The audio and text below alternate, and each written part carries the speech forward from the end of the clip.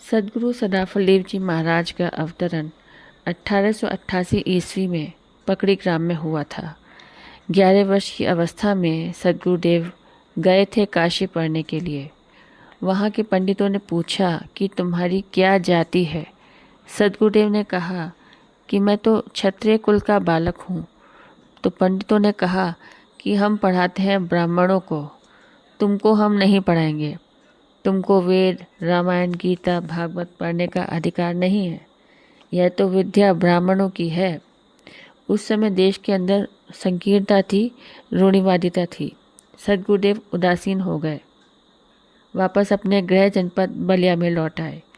पकड़ी ग्राम के लोगों ने सोचा कि ये बालक गया था पढ़ने, क्यों लौट आया। स्वामी जी ने कहा कि मुझे वहाँ के पंडितों ने पढ़ाने से मना कर दिया। अब मैं पढ़ूंगा नहीं, अब मैं योग करूंगा, अब मैं तपस्या करूंगा। गांव के लोगों ने देखा कि ये बालक तो घर में रहता ही नहीं है, इसको तो एकांत पसंद है।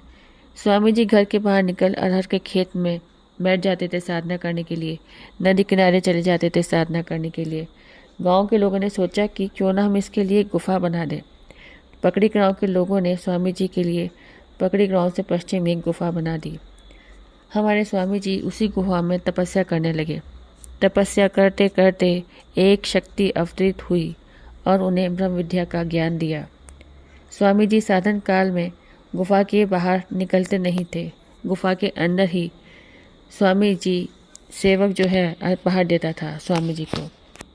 स्वामी जी शाम को निकलते थे, सुबह निकलते थे, दिन भर गुफा में तपस्या करते रहते थे। एक शक्ति अवतरित होती है, वही शक्ति है नित्यनारी सद्गुरु की शक्ति। व्रतिकूट वह स्थान है जहाँ पर स्वामी जी का नित्यनारी सद्गुरु ने दर्शन दिया और ब्रह्म विद्या का ज्ञान प्राप्त कराया, और साथ ही में ब्रह्म विद्या विहंगम योग का विष प्रचार करने का अधिकार सद्गुरुदेव को प्रदान किया। व्रतिकूट हमारे लिए तीर्थ है जहाँ स्वामी जी की तपस्थली भी है और जन्मस्थली भी है। स्वामी जी कहते थे कि व्रतिकूट की जो मेरी गुफा है वो मेरी साधना स्थली है, जूसी प्रयाग की जो गुफा है मेरा कॉलेज है, और जो शून्य शिखर है वो मेरी यूनिवर्सिटी है।